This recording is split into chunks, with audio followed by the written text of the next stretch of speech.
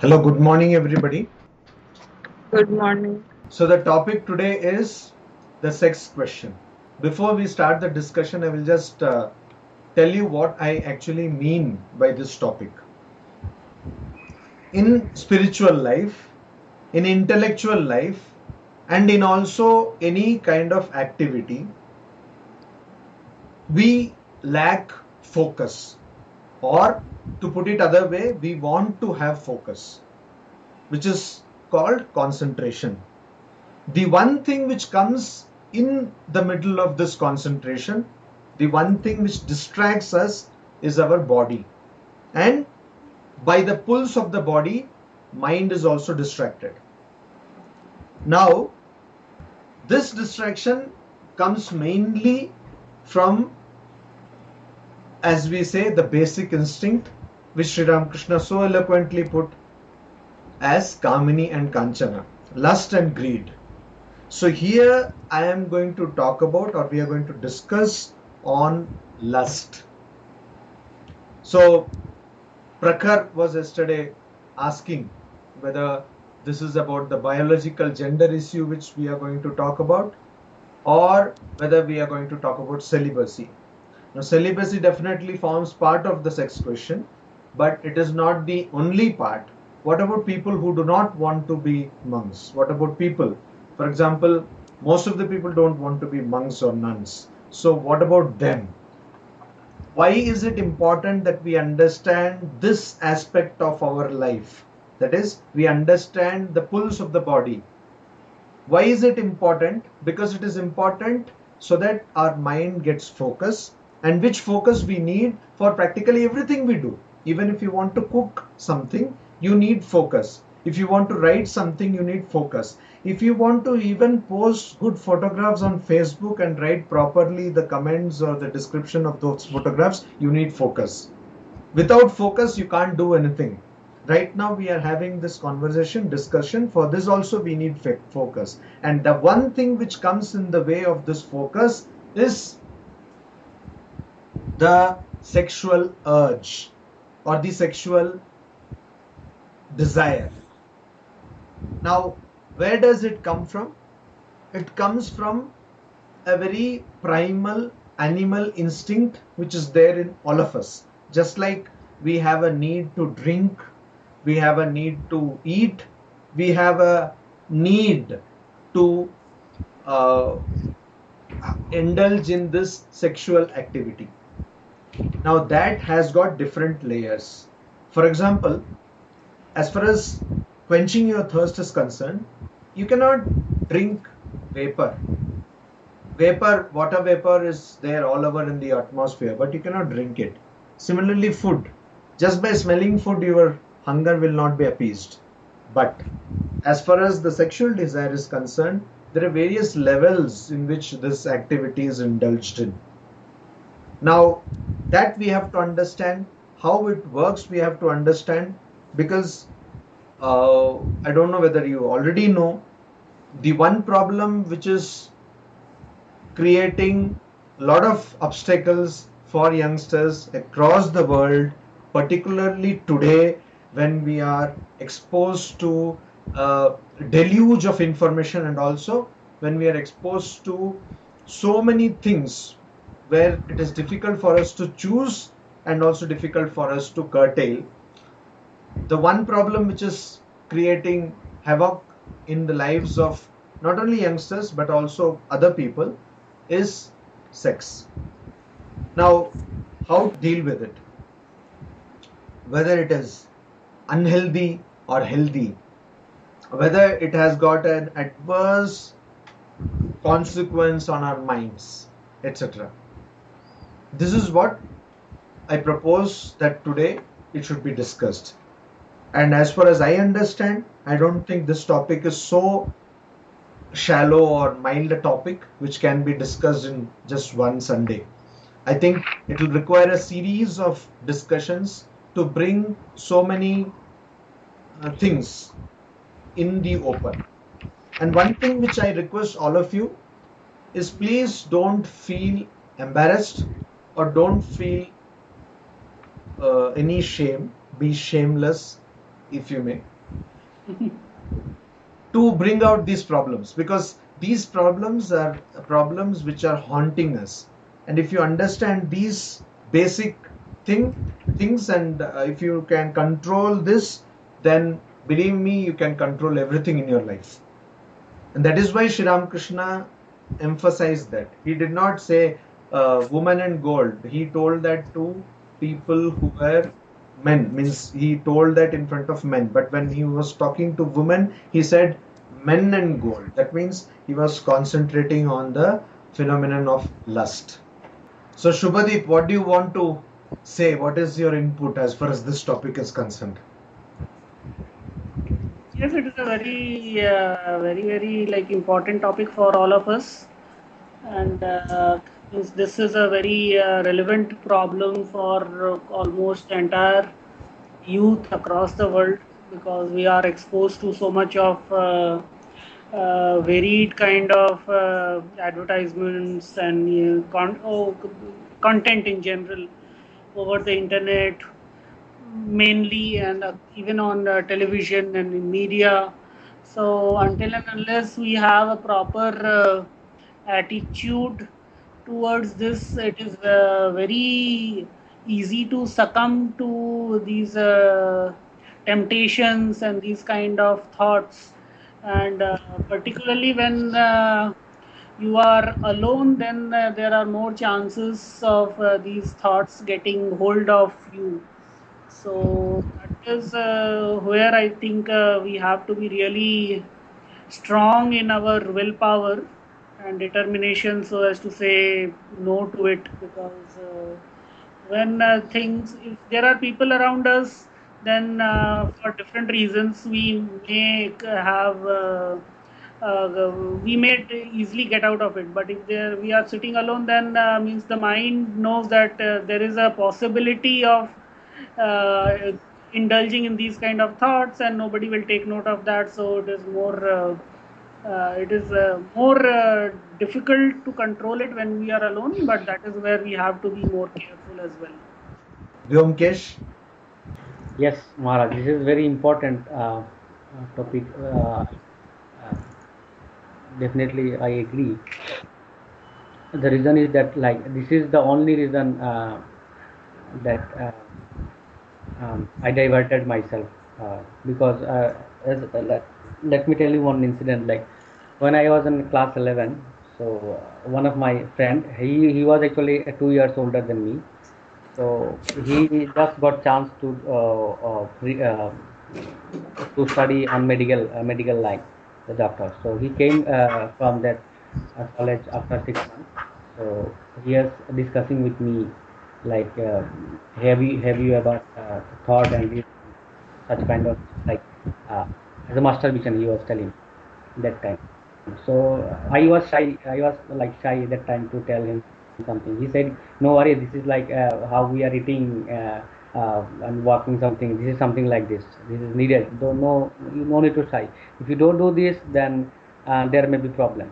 So I thought, oh, then if he is doing some such reading this medical line, then he might be know or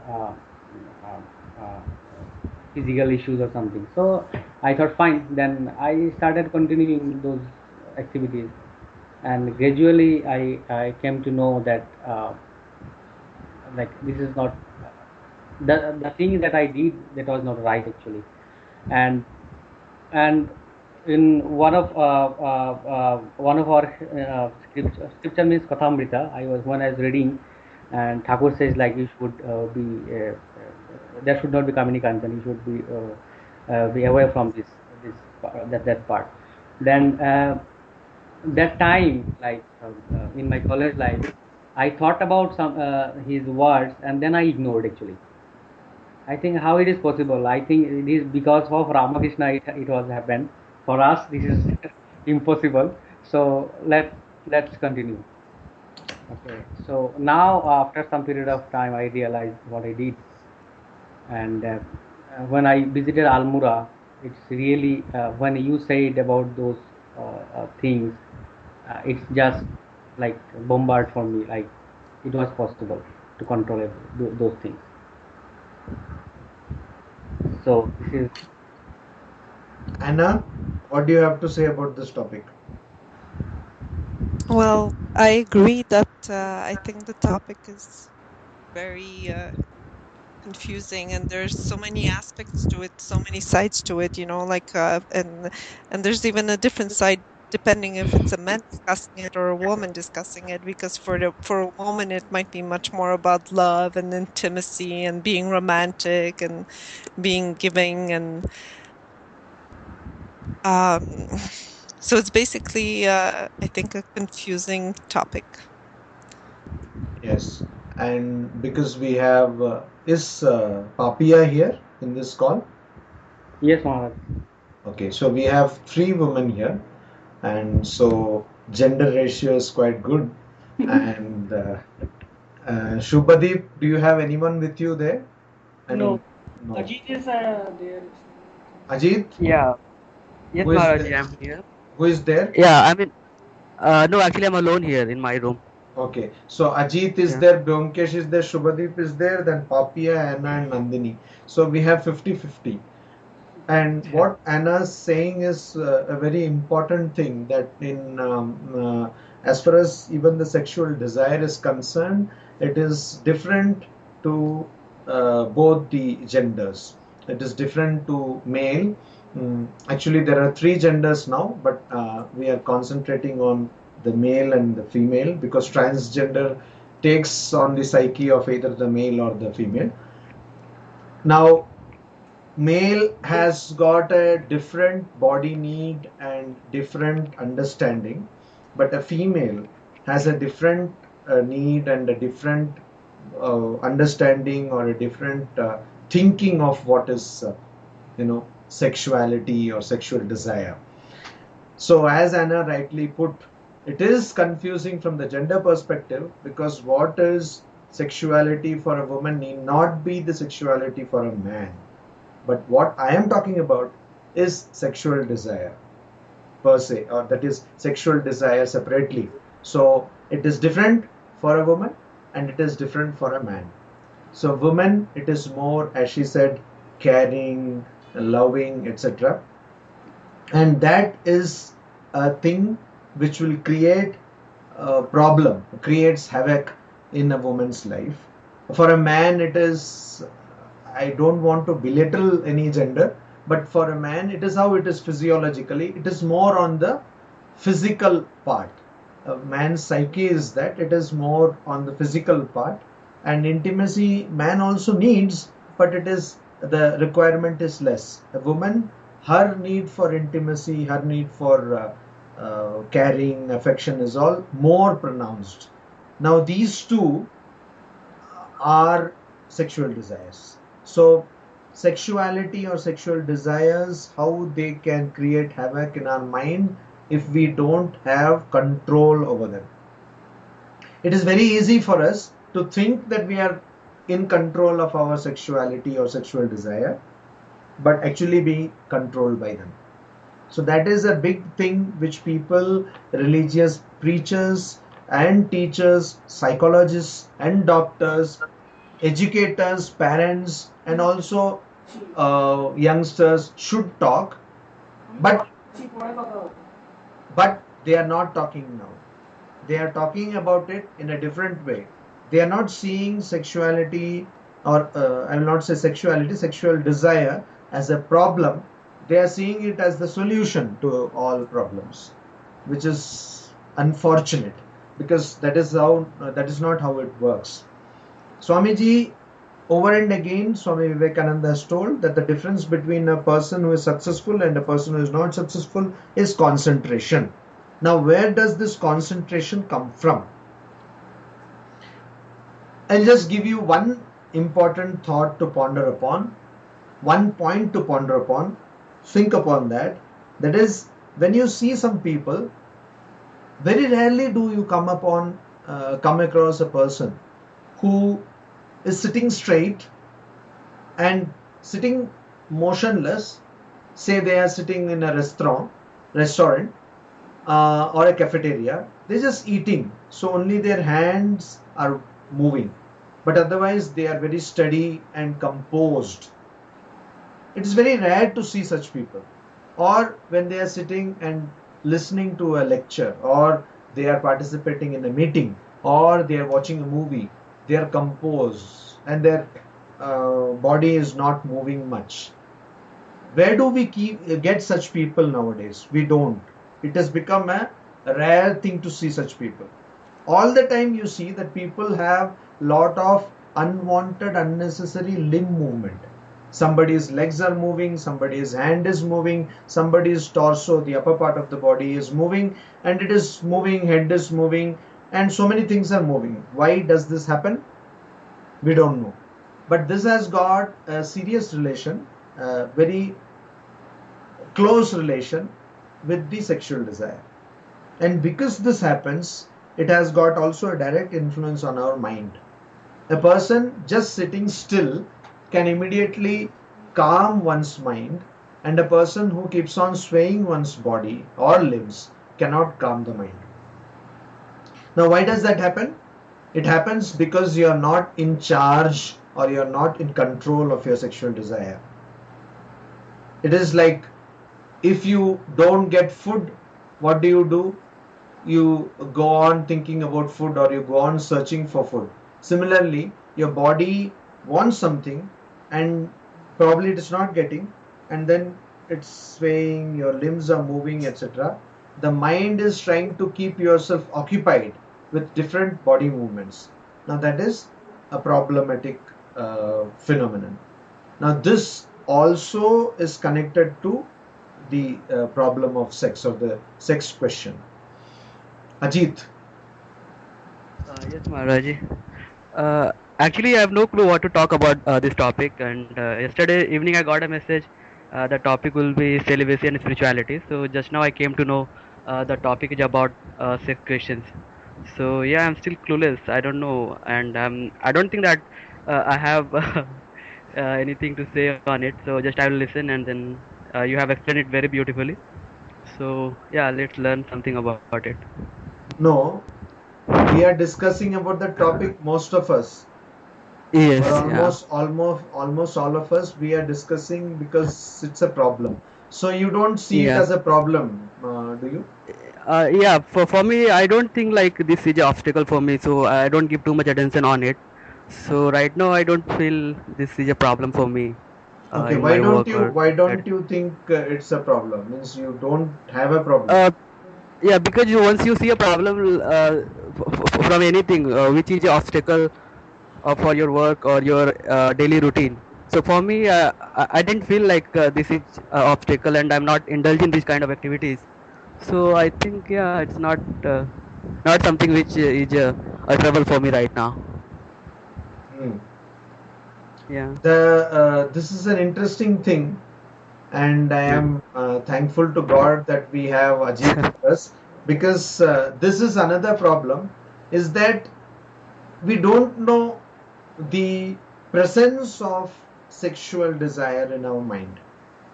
You see, we don't know that it exists because we are not addicted to anything, or we are not indulging in any kind of activity.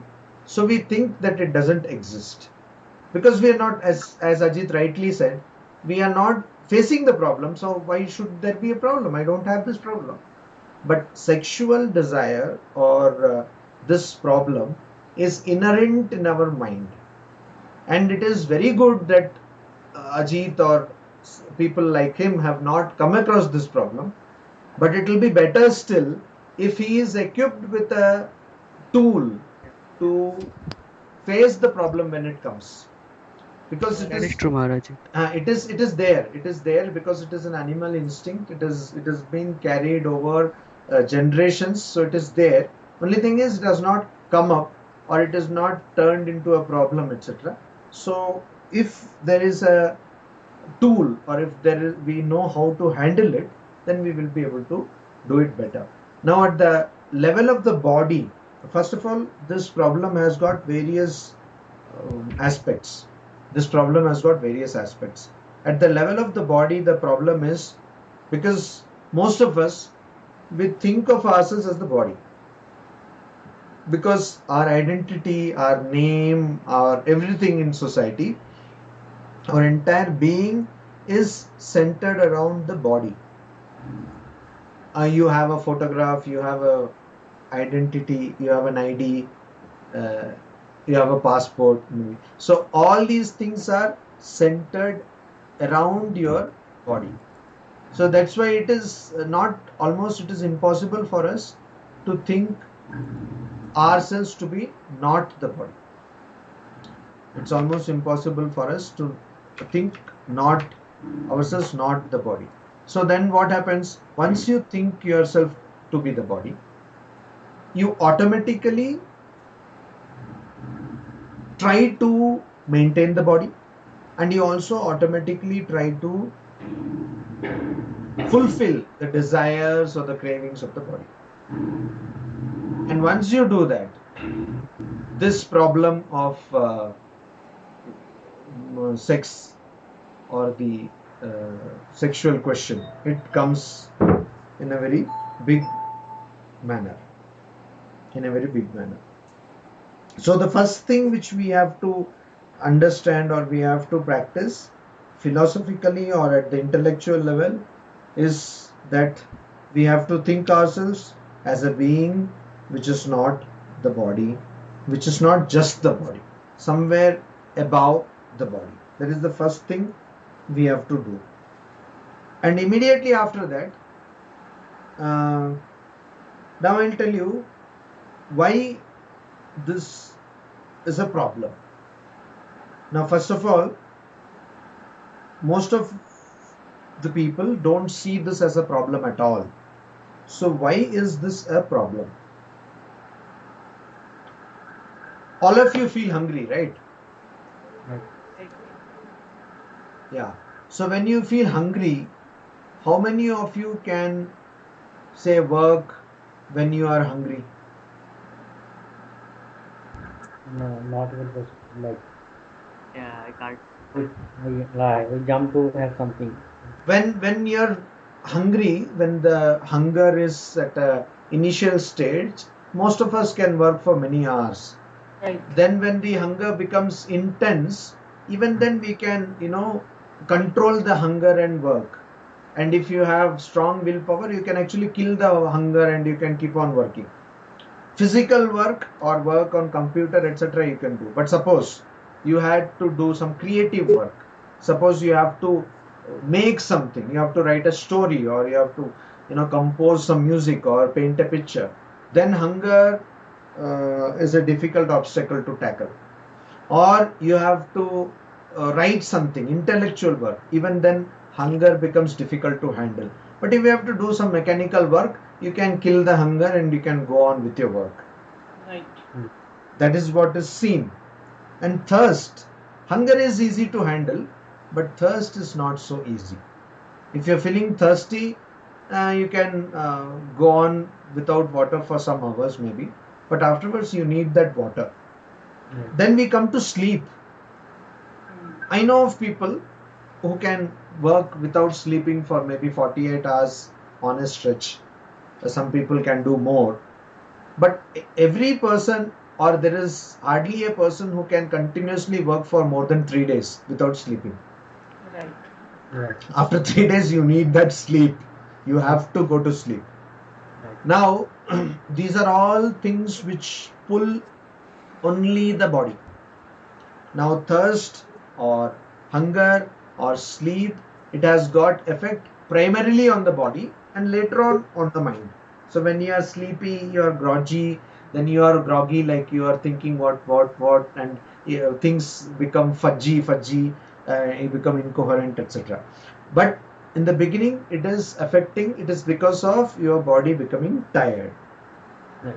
But this desire, particularly the sexual desire, works mainly at the level of the mind.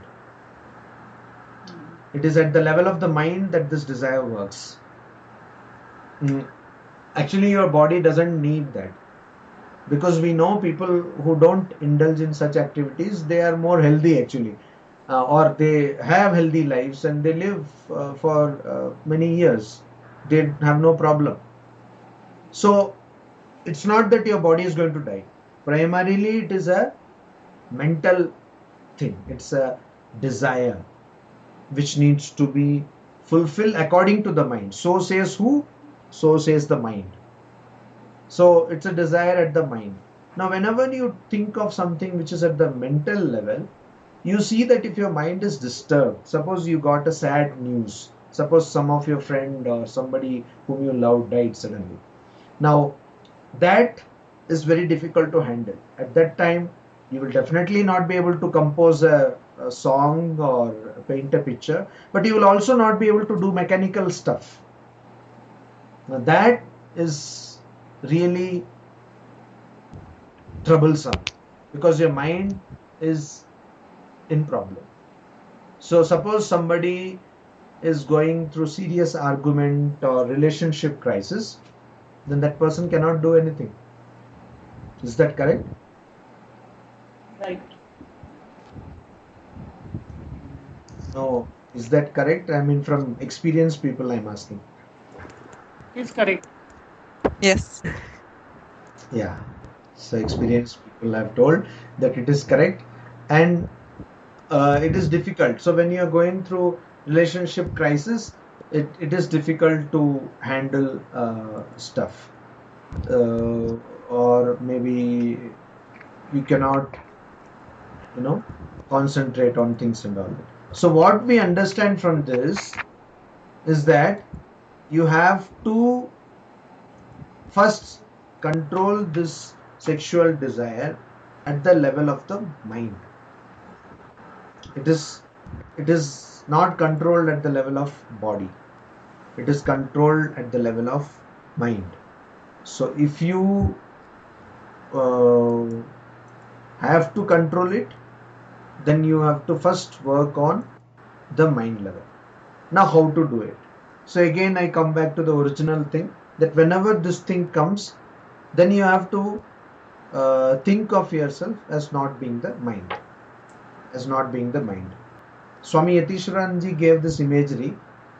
Mind works at 3 levels. Suppose there is a, say, water pipe and it has got 3 taps.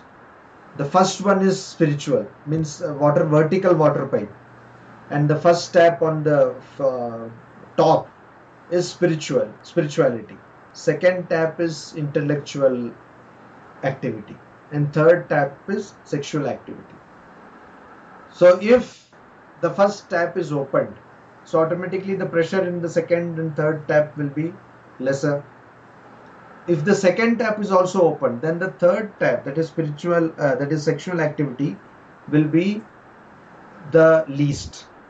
So what we need to do is, we need to engage ourselves in more of spiritual and intellectual pursuits, and think of less and less as ourselves as body. These 2 things have to be done. Now first, why is it a problem? I told you, because it works at the mind level. And if you want to do anything, and if you have this urge or something, then you cannot work. It is impossible for you to do anything when this desire or this craving is there. Cravings are natural, so we should ignore them or try to kill them. You cannot ignore them. Because they are going to come anyway, and they are going to come with full force. So you cannot ignore them. Right. Ignoring is like, it is like telling that the ostrich behavior. No, it puts its head in the sand and thinks that it is not being seen. Right. So ignoring will be like that. You cannot ignore. It will be there. But you have to sublimate it. You have to channelize it. You have to divert it. Now, you see, mobile phone is a problem when you are working.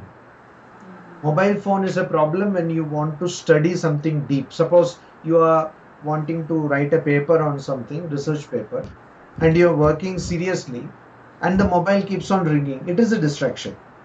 Right. Social media sites at that moment are distraction. They have their own utilities and uses, but at that particular moment, yeah, they are distraction. So they are distractions.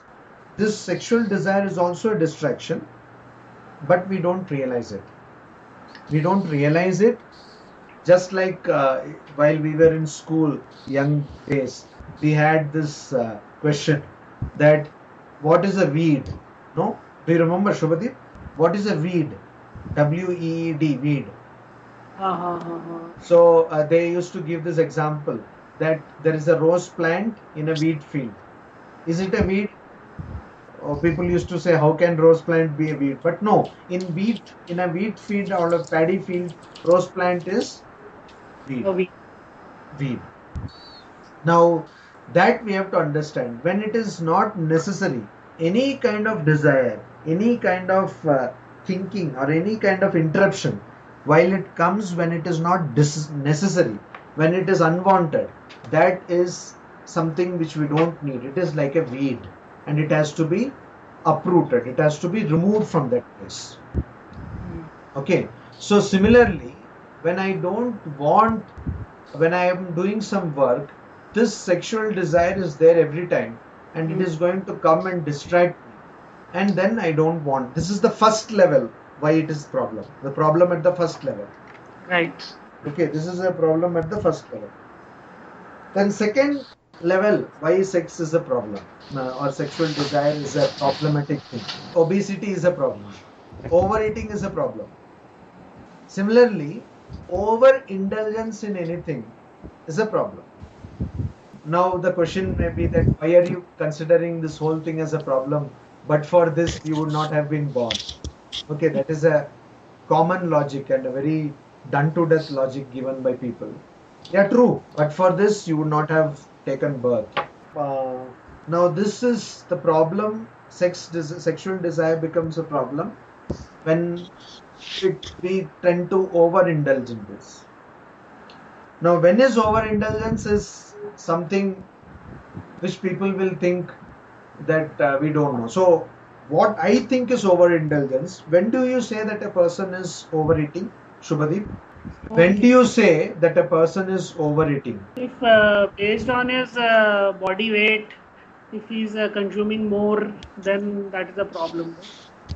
Yeah. So based on body weight, based on one's requirement, if the calorie intake is more, then you say that you're overeating. Similarly, if you are indulging in sexual activity when it is not necessary.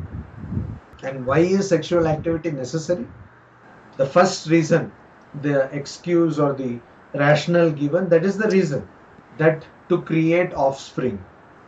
So if you are indulging in sexual activity just like that, not with an intent to create offspring, then technically speaking you are overdoing it.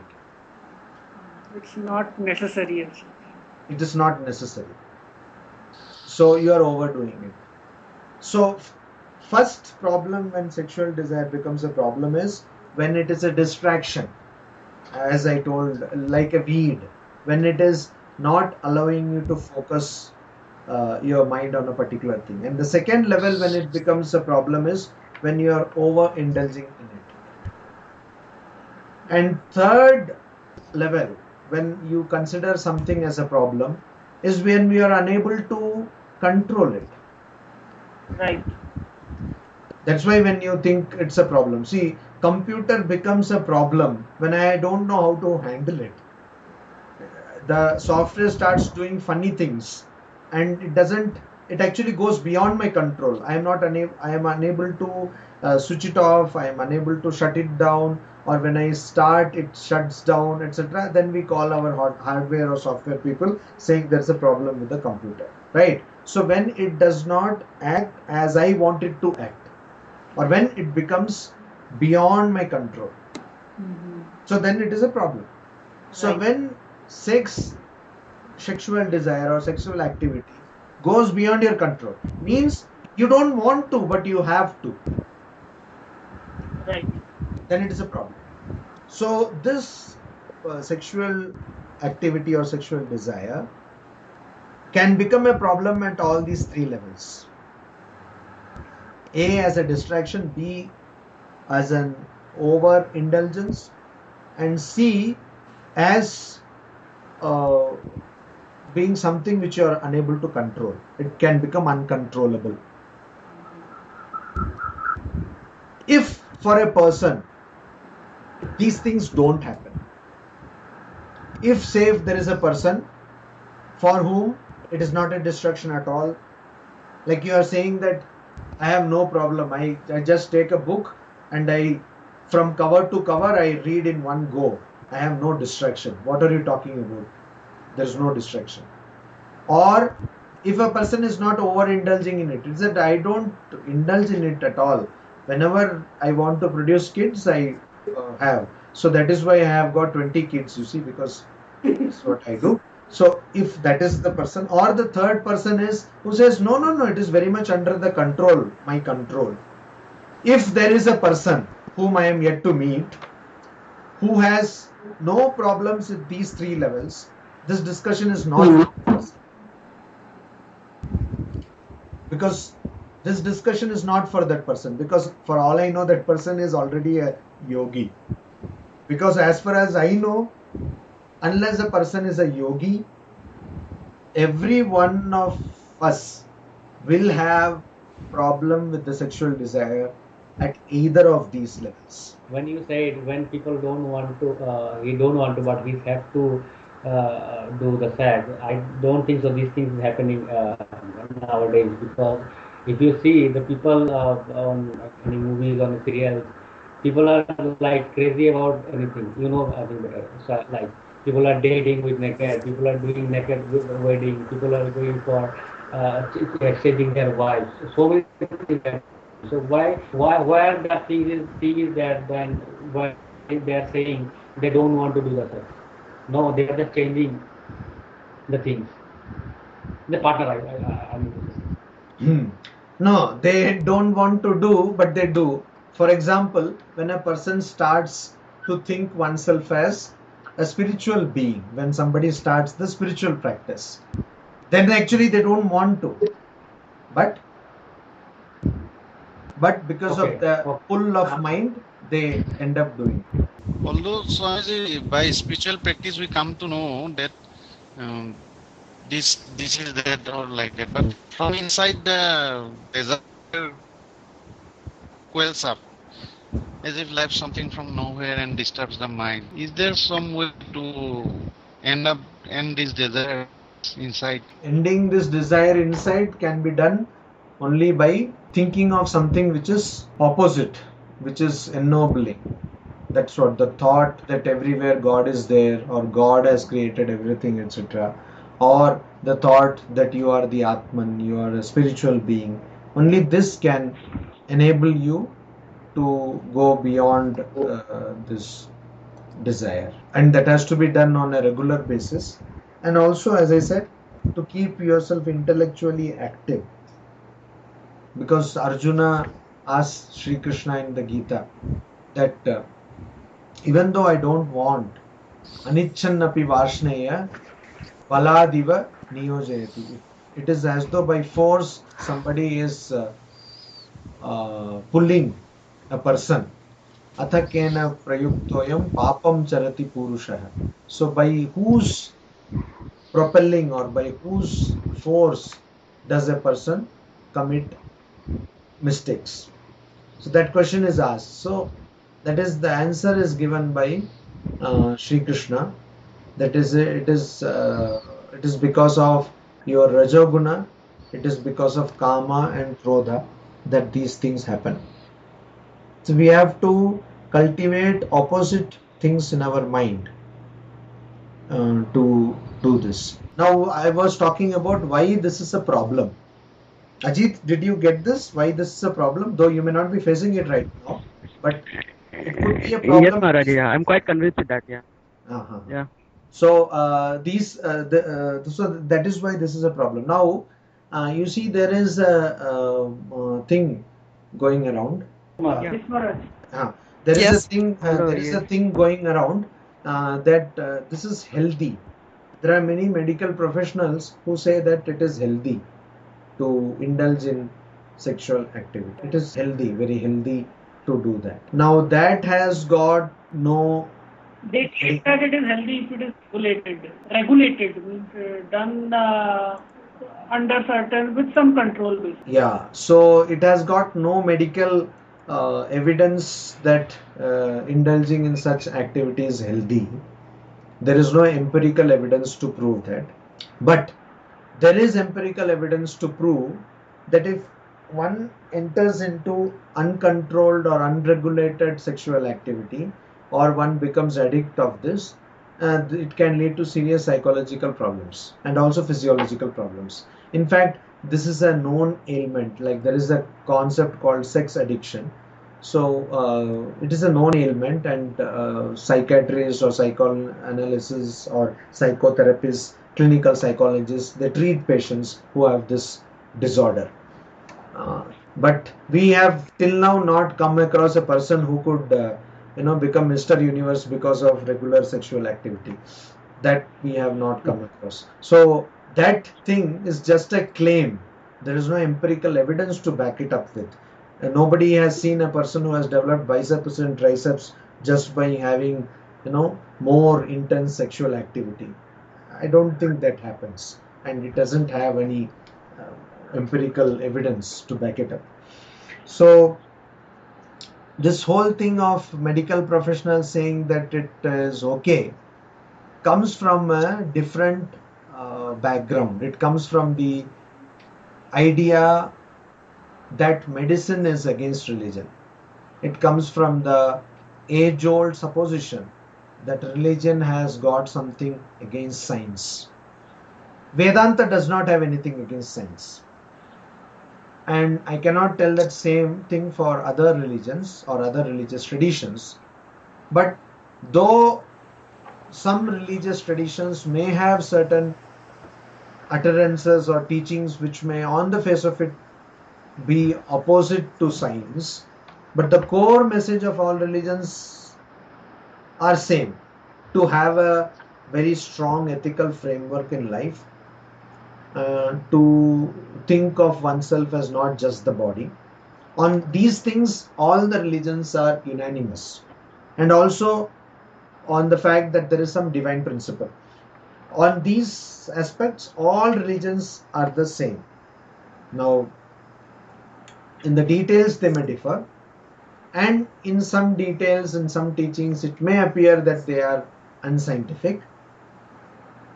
But that doesn't mean that medicine has always to negate or always to counter what religion has to say.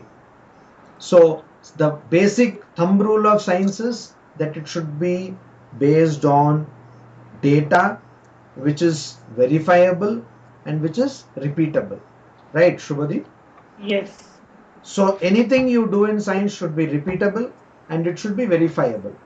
And science has no brother, sister, parent or nobody. So if a scientific discovery can be refuted by empirical evidence, then that scientific discovery does not stand. So science is ruthless in that sense. And so is Vedanta. The litmus test of Vedanta is whether you have any doubt or not. You have some kind of experience, but still you have doubt. That means that experience is not the ultimate experience. Clear. Similarly, science, I find that science and Vedanta are just two sides of the same coin. So science, if you have even one instance, even one occurrence of a phenomena which is against the hypothesis or the empirical data which you have collected so far, then your hypothesis does not stand. So that's what scientists do. They constantly break hypotheses. In fact, more hypotheses are broken than they are made. In religion also, if we have something, some empirical data to prove what has been told, then we can accept. In medicine also it is the same thing. But there is no empirical data to prove that a person becomes healthy. Where did you come across exactly that a person who is an athlete or an Olympiad or a person is told that doctor prescribes or the coach prescribes that okay, indulge in sexual activity? In fact, we have come across the opposite. Coaches, they say, okay, tomorrow your final event is there, so don't go for partying. Coaches, they say, don't mix with these people, don't do these things, take good rest, because tomorrow you have your final boxing championship match, or you have your event, track and field event, etc. You will never hear a coach who says that, oh, tomorrow you have got the Olympic event, so whole night don't sleep and you have this and etc. We never come across such thing. So empirical data wise also, it is not there. Then again, there are three levels at the physical level also. One is whether it is healthy, and second one is overindulging in it can cause problems. Just like overeating can cause obesity, which is a serious medical problem condition, similarly overindulging in sex, it could be with somebody or it could be without somebody, it could be individually, which is called masturbation. If you indulge in that, that creates problem in the future in terms of an early onset of impotence. People become impotent quickly. In terms of fall in the sperm count, this is physiological. Then there is psychological. In terms of lack of intimacy, you see, that's how it works for a woman. For a man, this is how these things work. But for a woman, if a woman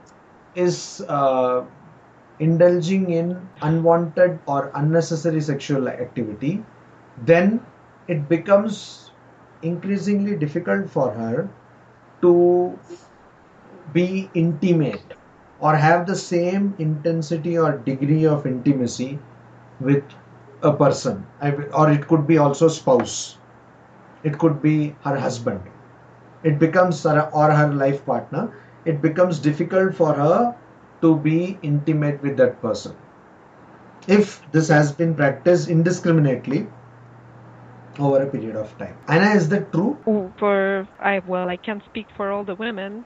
I think right now what we have discussed so far, it's mostly like the physical aspect of it, and I think there's so many other aspects. Like I said, for the women especially, it's a little bit different because it's like intimacy and partnership and relationship and, also being a good wife psychologically in the society, what is expected. So I think this is, even if you just look at it on the physical level, then, the first aspect that you said,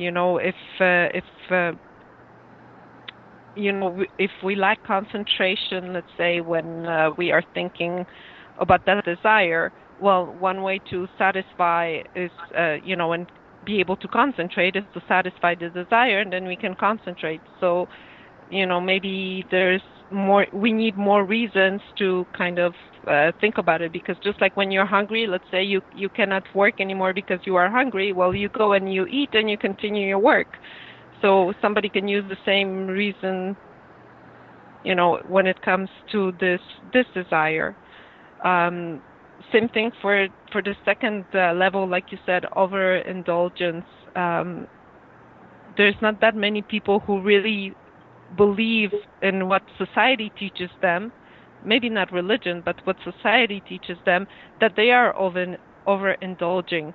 So that's not also like a very good reason to maybe consider, if we indulge in it or not. And the third level, when it's unable to control it, well, most of the time the people think that they are in control and that they want it. And then afterwards they realize that, oh, maybe they've made a mistake. So indeed they were not in control, but their mind convinces them that they are in control. And after, they might have regrets and very many issues, and physical issues like STDs and psychological issues, for women, emotional issues, and I think for men too, because so many people even commit suicide and so on. But at the same time, we are taught that this is part of a relationship, and most people enter into relationships not just for this reason, but for many other reasons. So I think it just needs to be discussed a little bit further and on the deeper levels. Yes. You know, So it's not a simple topic. It is not at all a simple topic, and it is a topic which most of the people shy away from, and that's why specifically I wanted that this topic be discussed. And I don't think it will be discussed in 1 week or 2 or 3 or 4 weeks, because as you rightly said, it has got various levels. It is, for example, for women, sexuality is not just about the physical part or the physical activity. It is at various levels. So if a woman has not to be distracted, then or for her the sexual problem is more at the problem of intimacy or the problem of companionship, and it becomes a problem at times. Now, as Anna correctly pointed out, that even that this is a problem, I give you three levels. First one is when it becomes a distraction. So first level of problem is when it becomes a distraction. First level of problem is when it becomes a distraction, and the second level of problem is when it is an overindulgence, and the third level of problem is when you cannot control it. Now these, as Anna said, we have to first discuss whether these are convincing. Like, if it's a distraction, then just go and have food, and then it's no more a distraction. So if this is a distraction, then just go and get away with it. So why should it be a distraction? Right. So do you have any ideas, Shubhadeep?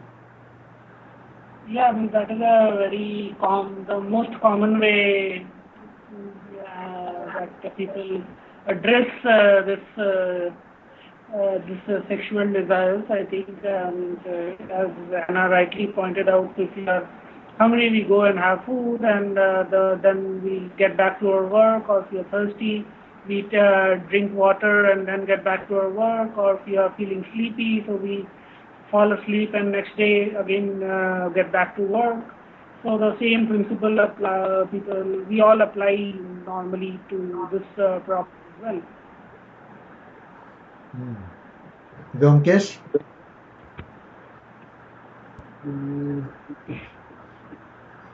I think it's very for men to men.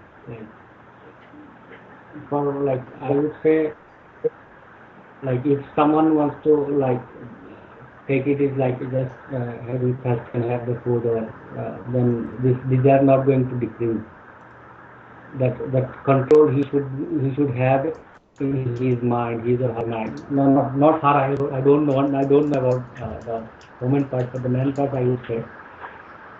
So like the way I'm thirsty or I'm hungry, like if I use it like this, then these are not going to decrease at all. Maharaj, actually, I see it from different angle. Like for when we get hungry also, that time if every time we get hungry and have some food, then again we are at risk of getting obesity. And same for sleeping also. Whenever we feel sleepy, we just sleep. Two problems can happen. One is we lose our working ability. We feel more sleepy, because that's in that if we even sleep for more than 8 hours or 7 hours, it's again make at least me more lethargy, and it doesn't give any benefits also. So anything doing more than what is needed, even for eating, sleeping also, and even drinking also. If we drink, a number of liters of water we required to make our body healthy, but if we go back, if I try to drink more than 10 liters of water, my bladder is going to burst, right? So that's again one more thing. Overindulgence in any kind of thing is not going to be good. So that is one thing that. Okay, so here the point is not because we're talking about when it can be a distraction. So just like you're hungry and it is a distraction, you go and take food and it's no more a distraction. So similarly, if this desire, sexual desire, can also be treated like that. That when you are having this desire, then you simply fulfill it, and then it is over. Just like Anna was telling. Is it possible to look at it like that?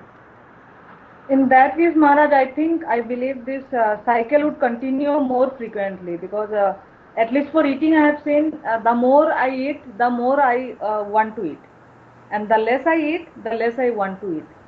So my body is something that I can make it habituate to what amount of food I'll give it, and it's only me to decide, like, how much amount is required for my body for its optimal function.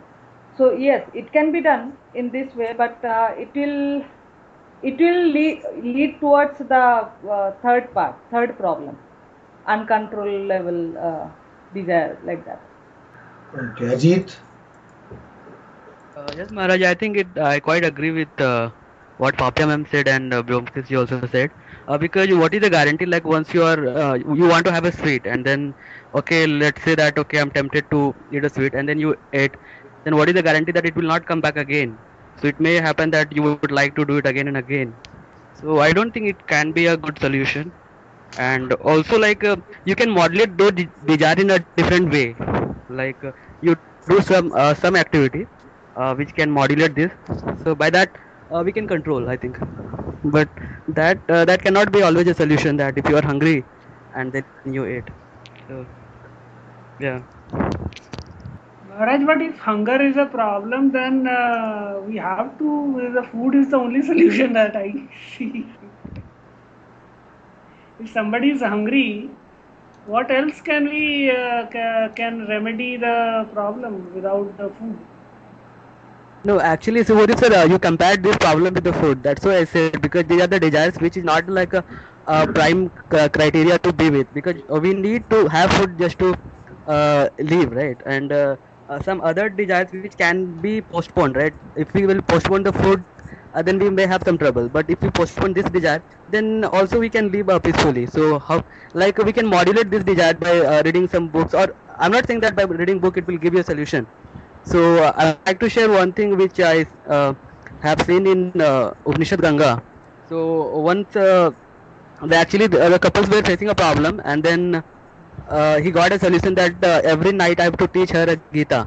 So when he was teaching Gita to his wife, then he got modulated actually. He was no more in the different kind of desires. He got modulated. He got control over it. So something like that can be done, right? So if you see that is a problem, eating food is not a problem, and yeah, so if you are hungry, then you should definitely eat because it's a requirement of our life. But there can be something else which can be postponed for some time. So why can't we modulate those things with some other thing which will be useful for us? So this is what actually I was pointing out, not in some different way. About this topic, what I think that it's like very necessary to talk about it, because not just the medical scientists, or now everyone, like some religious sects also are claiming that it's like good, you can do it, and some so-called babas and all. So this is one thing. And as for that food comparison with food, I think that like having more food or anything, it doesn't have so much of effect on our minds, and it's like even food is not so like addictive and all. Like if you have food, then after some time you feel that okay, I'm not like you're full and you don't want to eat anymore. Like, but this thing, it's like it just, as Papya ma'am said, that it just keeps on increasing and increasing. You don't feel that okay, it's like now I need to stop it and all. Like it's just it will just like the mind will just like go to an uncontrollable level. That's it. So that is. Anna, are these enough arguments to convince one person that we should not get away and done with this sexual desire when it distracts us? And No, I think it's not, this is like not a question really of if we can go without it, because it's true. I was just bringing up your point because you've made it as a point, with like the first level, second level, and third level. But so of course there's people we can live without, satisfying our sexual desires. And for sure there are people who, have enough control that they can move beyond that and use that energy in a more productive way, in a more creative way or in a spiritual way. But at the same time, I think like for the majority of the population, and like you said, with the society telling us everything that we are hearing in the society, I think it's very important to also discuss that there is the different aspects to maybe so people can make a better decision when it comes and understand themselves a little bit better and understand this desire a little bit better, because it is such a controversial desire that doesn't get discussed, that has so many different aspects to it, and like I said, it's so different for the woman and for the man. Again, for the woman, it is being the wife, being the caring wife and being caring and being loving, be a way to be intimate with her husband. So it's fulfilling, motherhood. It's fulfilling a lot of her desires that she was like told by society that she's born to do. Of course, for somebody who's following spirituality, they might be told that, this is something that's not gonna help them on their quest. So it's much easier, I think, for these the people who are trying. I don't know, but I assume if you have a different goal in life than just the regular goal of most common people of having a relationship, having a family, then I think it's a little bit easier to find a way to not indulge in that desire and maybe learn to control it. If that this is your practice, this is part of your practice. But even for spiritual people, people seeking spirituality, it might be a little bit confusing, because in many areas, like when you see the yoni or you see the different sculptures and the temples or something, it's and it's not denied also even by some gurus or something, that there's something spiritual about that energy that's there. So maybe not about the desire, but about that energy. So I still think it's still a topic that needs to be further discussed, especially among the young people, and I wish I would have had more knowledge about what it means, what exactly it means, emotionally, what it means physically, what you're exposing yourself, and have a little bit of a different view than what society is giving us, which is so shallow and so simple. And like they say, like, oh, it's good physical activity, it's very healthy.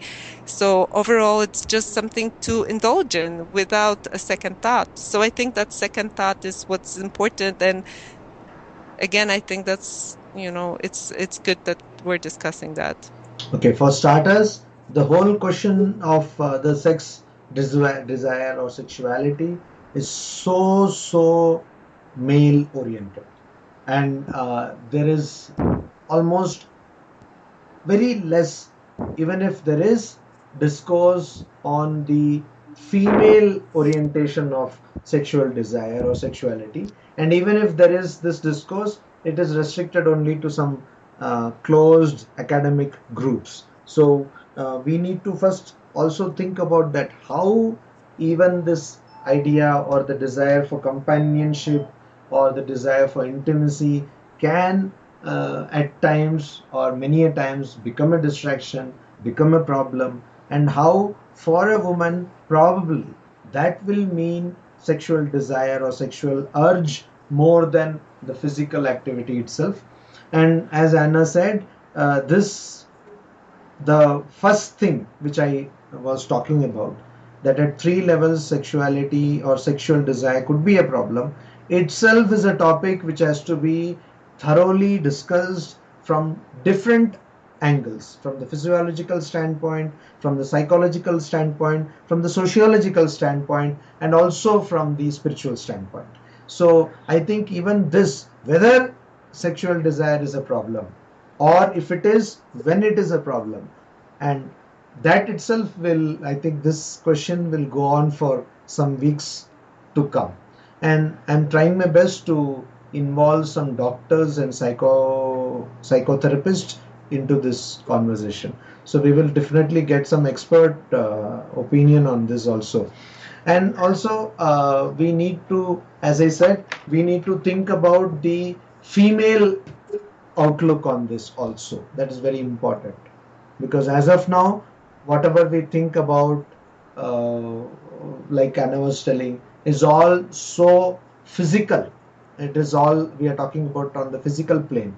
But for a woman, it's not just the physical activity, but there is something else also, which means, for example, for a woman, when she is in a relationship, it is not so much whether there is a physical sexual activity, but it is more whether how many hours she has talked with her partner, or how many hours she could actually spend with her partner.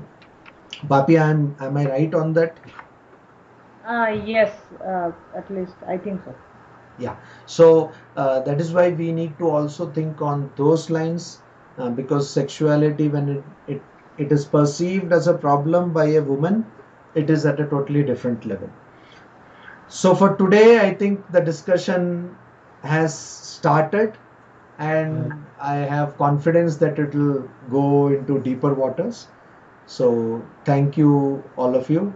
And next Sunday again, we will continue the same topic of the sex question. This whole discussion is, it will be online maximum by today afternoon. So you can go through it if you want to recapitulate what we have discussed on this. Yeah. Okay, thank you everybody. Yeah, Thank you, Maharaj. Maharaj. Maharaj. Thank you.